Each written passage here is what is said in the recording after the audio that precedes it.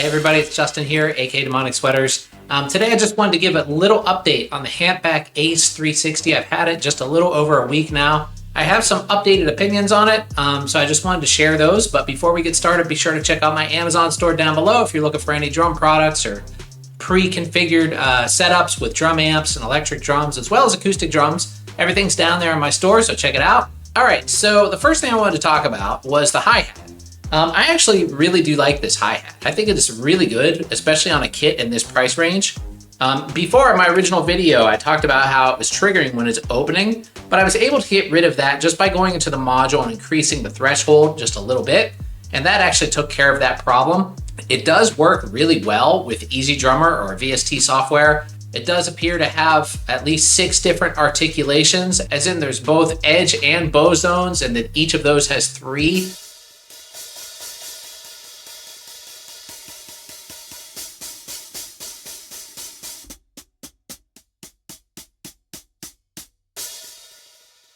There's like a fully closed, halfway open, and all the way open.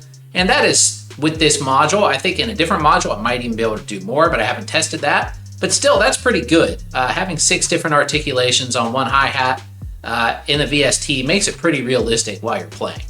I still don't totally love the kick drum tower, but it does trigger really well. And I found a solution to it moving around. And basically all I had to do is just take a piece of foam that was in the box for packing, because it came with this like kind of thick white foam that was in between all the boxes. And that just worked perfectly to put up against my wall and just kind of place the tower up against that piece of foam, which keeps it from creeping forward and also makes it nice and stable. And it doesn't make extra noise by bumping up against the wall or anything, because that foam is, pretty much absorbing all of the shock.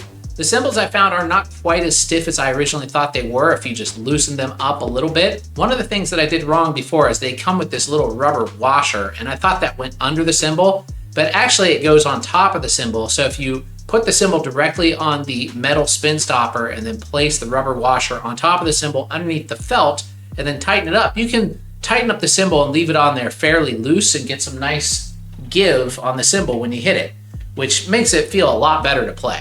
I still have not found a workaround for the choking issue, whereas if you choke the cymbal in EZdrummer or VST, it seems to stay choked until you reset the software.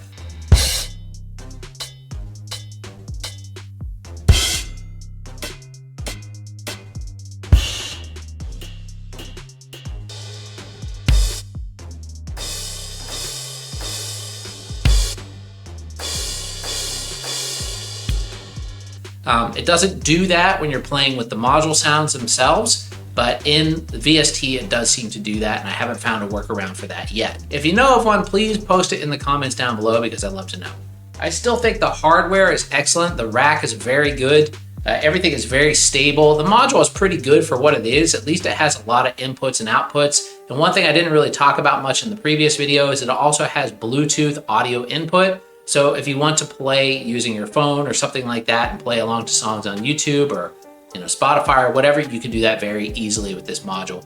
All in all, I do think it's a really good buy for $550. It's really pretty impressive for that price point. Just keep in mind that when you get it, it's a good idea to go into the settings and kind of fine tune all the sensitivity and parameters for each trigger. And that reminds me, I had to do that on the drums as well. I found them all to be set a little bit too low as far as sensitivity. So I had to tweak those. And also I had to change the velocity curve on a couple of those to make them feel a little more realistic, or at least respond in the way that I thought that they should respond while I'm playing. That being said, if you're looking for a drum set with big pads for well under $1,000 with an external 2-piece hi-hat, I really don't think you're gonna find a better deal than this one. I mean, this is actually quite good.